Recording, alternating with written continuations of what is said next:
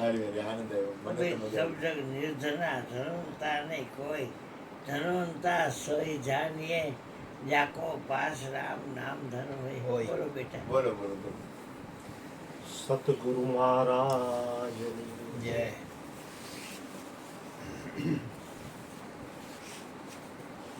હમણાં વાત થઈ કે પરમાત્માએ આપણા માટે ઘણું બધું બનાવ્યું. મોટે ભાગે મનુષ્યનું થાય છે કે હું નાનું બાળક હોય ને તો તમે એક રમકડું આપો ને થોડીક વાર રમીને એનો ઘા કરી દઈએ, એને નવું જોઈએ. પણ જેથી ઊંચા મહિલું આપો ને એટલે એ અડધી કલાક રમે પછી એનો ઘા કરી દે. જેટલા રમકડા આપો જેમ જેમ ઊંચું આપતા જાવ ને એમાં એ ગૂંચવાઈ જાય. પછી કોને આપ્યું છે એને તરફ એનું લક્ષ ન જાય. તો રમકડું એને કોકે આપેલું એ રમકડામાં એટલું બધું મશગુલ ને એકાગ્ર થઈ જાય કે રમકડું એને આપ્યું છે ને એને ભૂલી જાય.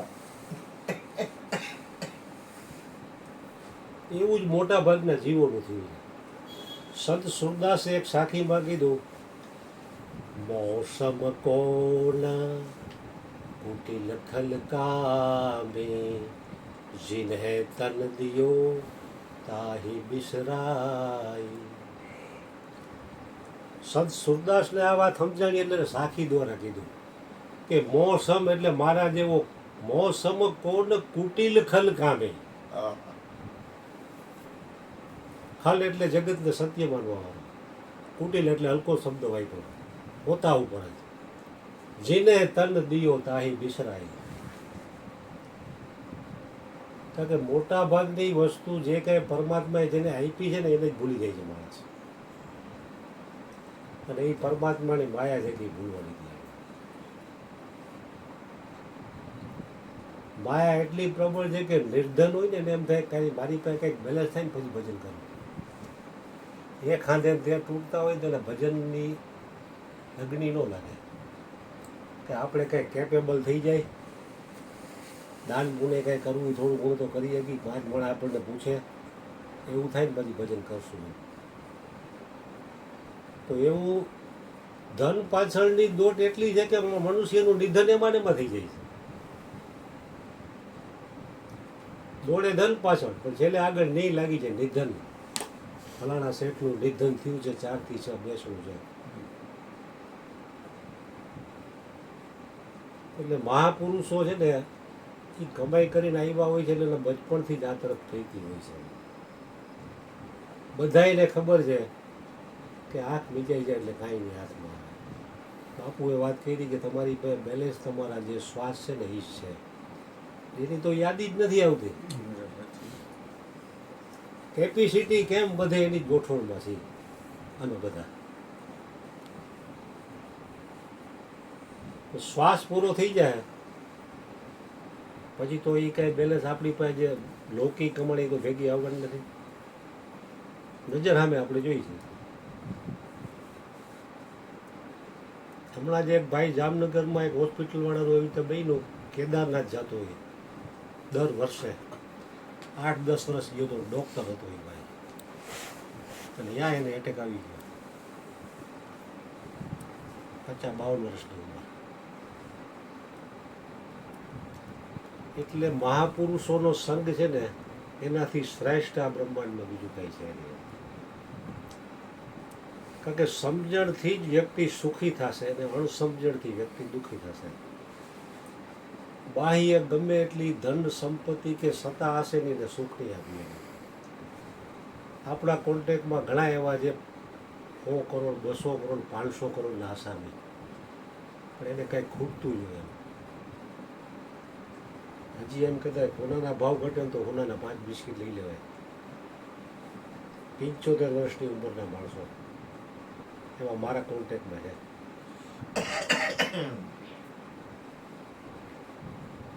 5 વર્ષ જીવવાના છે કે જીવવાના એ ખબર નથી. તો નાશવંત ધન પાછળ દોટ મોટી છે. शाश्वत માટે સમય નથી. परमात्मा तो ईजी है लेकिन हम बिजी है, हमारे पास टाइम नहीं है.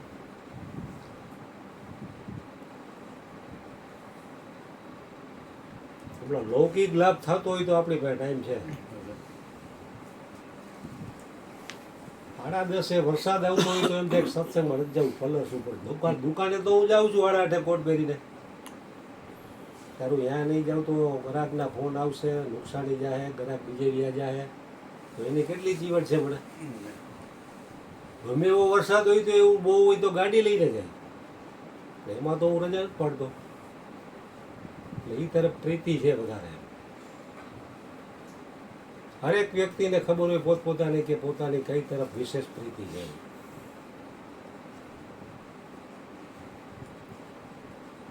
એક સાખીમાં કીધું, જનની જણ તો ભક્ત જણ, નહીં તો દાતા અને કા સૂર, નહીતર રેજે વાંજણી મત ગુમાવીશ નું. તો ભક્ત, દાતા અને સુરવીર 3 નામ આપ્યા. તો પહેલું વહેલું જ નામ ભક્તનું કોઈ આપ્યું, એની પાસે તો કાંઈ હોતું નથી. બાપુએ કીધું મને કોઈ લોને ન આપે, મારું કે આધાર કાર્ડ પાન કાર્ડ કાંઈ નથી, બેંકમાં ખાતું જ નથી. ખાતું જ નથી બેંકમાં. લ્યો, આધાર કાર્ડ પાન કાર્ડ નથી, જમીન મકાન મારા નામે નથી કાંઈ નથી. ઊંચી નહીં નહોતી કહું, તો પેલું ઊંચી નહીં નહોતી. કોઈ નો દે, ઉચિતાય નો દે. હા, સરકારો કીધું કે જનની જણાને નો દેવાય. જનની જણ તો ધનવાન જણ, એમ તો ન કીધું. અરે, જનની જણ તો ભક્ત જણ, કા દાતાર અને કા સુરવીર. અરે કે દાતારને દાતારી કરવાનું જ્ઞાન પણ ભક્ત પાસેથી જ આવે. સુરવીર હોય તો ધર્મ માટે એ પોતાનું જાન દઈ દે, લડી દે. કાંઈ એવો બનાવ બને તો એ લડી અને પોતાનું મૃત્યુ થઈ જાય ત્યાં સુધી લડી દે. સુરવીર એને કહેવાય.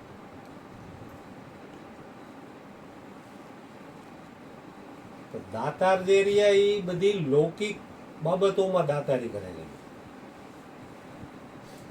પણ સદગુરુ બિન દાતા નહીં. જગ હે માંગણહાર, બ્રહ્મા વિષ્ણુ અને મહેશ જેવા પણ અહીંયા પસારે છે હાથ. પણ બહારનો વૈભવ એટલો બધો જાકમજોડ છે ને કે મોટા બાપુ હોય, 2 કરોડની ગાડીમાં ફરતા હોય, પધરામણીના લાખ 2 લાખ ફરતા હોય, એની બોલબોલા જાજી હોય.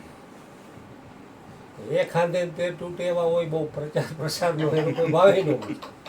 કાલે બાપુ મયુરભાઈ નું 3 જ જણા હતા, રાહ જોતા હતા કોક આવે તો ચા બનાવે. બાપુ આપણે ખીચડી બનાવી ખાધી.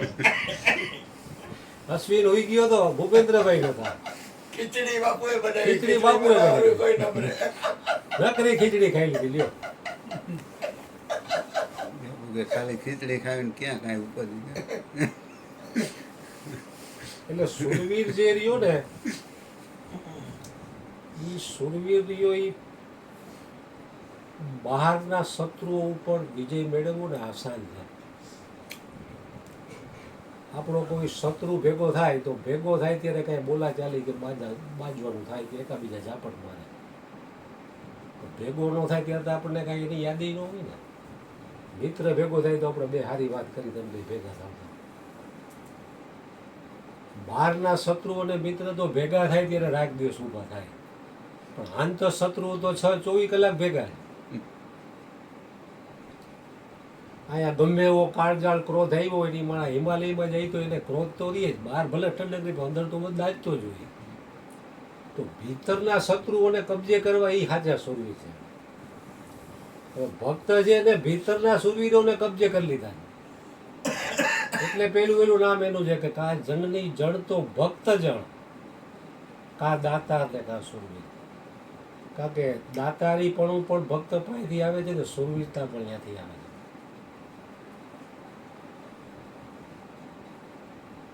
એટલે ભક્તનો મહિમા છે ને વિશેષ છે.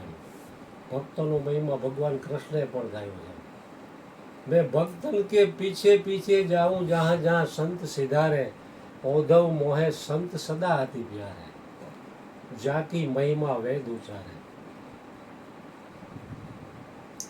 भक्त मिले तो संत मिले तो मैं मिल जाऊं, मैं न संतन से न्यारा, औधव मोहे संत सदा अति प्यारे, मैं संतन के पीछे जाऊं, जहाँ जहाँ संत सिधारे, ओधव है संत सदा अति प्यारे, વાહ બાપા. जाकी महिमा वेद ઉચારે.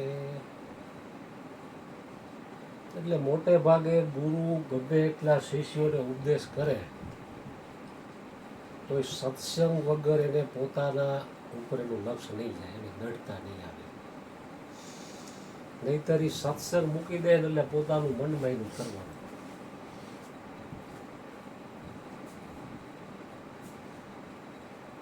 એક ગુરુ એના શિષ્યને કીધું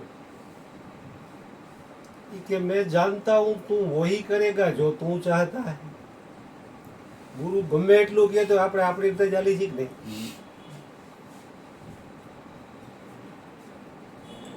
मैं जानता हूं तू वही करेगा जो तू चाहता है, लेकिन होगा वही जो मैं चाहता हूं. जो मैं चाहता हूं वही जो तू करेगा तो होगा वही जो तू चाहता है.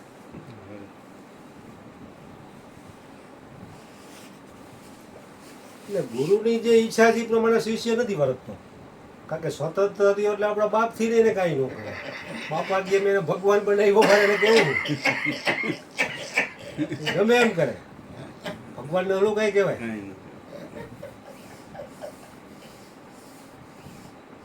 मैं चाहता हूँ तू वही करेगा जो तू चाहता है, लेकिन होगा वही जो मैं चाहता हूँ. કારણ કે ગુરુની ઈચ્છા પ્રમાણે જ થાય. આપણે લાખ મહેનત કરી લ્યો ને.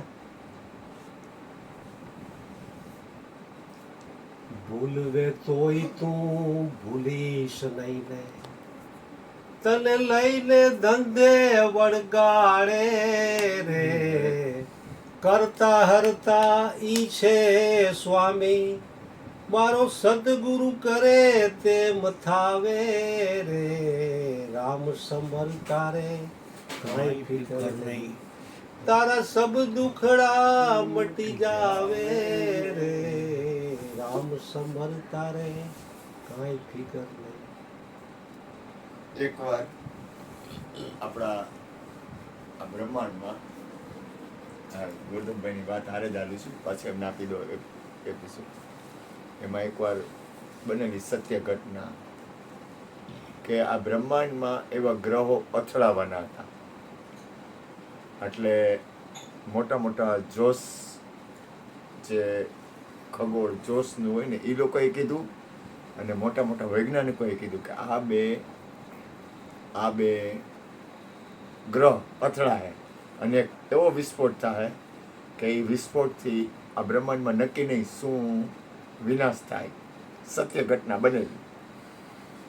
એટલે એમાં આપણા રણછોડદાસજી બાપુ એને પૂછવામાં આવ્યું કે આ વાત છે, કારણ કે એ તો બહુ રણછોડદાસજી બાપુ તો બહુ મહાપુરુષ છે, કાંઈ ઘટે ને એવા. એટલે એને કીધું કે આ વિસ્ફોટ થવાનો છે, એ તમારું આ વિશે કહેવાનું શું થાય છે? તો કે એ વાત સત્ય છે, એ વિસ્ફોટ થવાનો છે, એ લખેલું છે, અને એ વિસ્ફોટ થાય એ વાત સાચી છે. પણ એક ગુરુ તત્વ, એક ગુરુનો ગ્રહ, એક ગુરુનું તત્વ, એક સદગુરુનું તત્વ એવું છે ને કે એ વિસ્ફોટ થવા નહીં દી, અને વિસ્ફોટ ન થયો. અને અહીંયા રણછોડદાસજી બાપુના આશ્રમમાં લખેલું છે કે એક ગુરુ તત્વ તમે ધ્યાન આપજો, હું વ્યક્તિ નથી કહેતો, જેથી કરીને તમને પકડ ન થાય. એ કે એક એવું ગુરુ તત્વ છે, એક પરમ તત્વ છે, એક સદગુરુની એક વસ્તુ છે, એને હિસાબે વિસ્ફોટ થયો નહીં.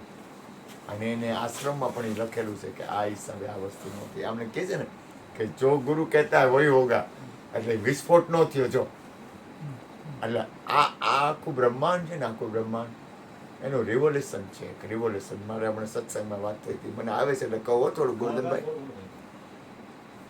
આજે આપ મારી બુદ્ધિ, દાખલા તરીકે મારી બુદ્ધિ લઉં તો જો કે મારે તો હું તો કંઈ છે નહીં, પણ મારી બુદ્ધિ લઉં તો છેલ્લે મારી બુદ્ધિ કેવી આવે? સ્વાર્થવાળી આવે. દાખલા તરીકે મને કોઈ સત્તા આપવામાં આવે કે આજે તારી સત્તા હાલશે, લાલાને ને મને સત્તા આપવામાં આવે એટલે લાલો અને હું કરી હું તો કે મારું ધાયરું કરી, પછી મારા હોય ને એને હું રાખું, પારકા હોય ને તોડી ફોડી નાખું. સત્તા આવે ત્યારે સત્તા વસ્તુ અલગ થઈ ગઈ, કારણ કે સત્તા આવે ને સત્તાની તમને વધારે માર કરતા ખબર હોય, સત્તા હોય એનો પાવર અલગ હોય. તો આપણી સત્તા આપણા હાથમાં આવે એટલે એનું પરિણામ શું આવે? સ્વાર્થ વૃત્તિ આવે, થોડાક અંશે. આપણી મનોવૃત્તિ રહી, આપણી અંદરની સ્થિતિ રહી, એ સત્તા આવે એટલે સત્તાના પરિણામે આપણે આપણો સ્વાર્થ તરફ ગતિ કરવા માંડી. પણ સત્પુરુષો, સદગુરુ અને મહાપુરુષો એ પૂર્ણ સત્તા હોવા છતાં એ વિશ્વનું કલ્યાણ થઈ જાય છે, કારણ કે એની અંદર નેગેટિવ પોતાના સ્વાર્થનો વિચાર જ નથી.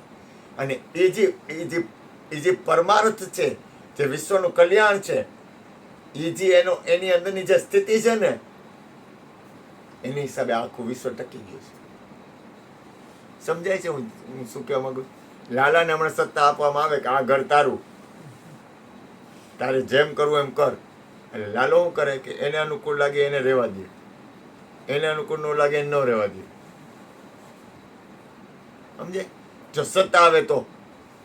પણ મહાપુરુષો કે સદગુરુ કે સંતો એ શું કરે? પરમાત્માની પૂર્ણ સ્થિતિ હોય ને તો એની અંદર એક જ વિચાર હોય, વિશ્વનું કલ્યાણ, દરેક જીવનું મંગલ. અને એ જે એની અંદરની જે કરુણા છે ને વિશ્વ કલ્યાણની અંદર, દરેકનું મંગલ, કોઈથી રાગદ્વેષ ન હોય. મહાપુરુષોને કોઈ મારે તારા હોય જ નહીં. એને આ મારા છે, આ તારા છે, આ જ્ઞાતિ છે, આ વાત છે, આ છે, એવું કઈ હોય જ નહીં. એની અંદર એવો સંકલ્પ જ ન હોય. હવે જે સત્પુરુષોનો જે શુદ્ધ વિચાર છે, એનું પોઝિટિવ જે સ્થિતિ છે ને એની હિસાબે આખું વિશ્વની ટકી ગયું છે. સમજે? હું કહું કે મારી મનોવૃત્તિ પરિણામે સ્વાર્થ વૃત્તિ વાળી થાય, પણ સત્પુરુષોની મનોવૃત્તિ કોઈ દિવસ સ્વાર્થ વૃત્તિ વાળી નથી. એ વિશ્વ કલ્યાણની હોય છે. બોલો બોલો બોલો. હા બાપા, ભજન ગાઓ, એક ભજન ગાઓ અને ધૂન બોલાવો. ગાડલાની બુક છે.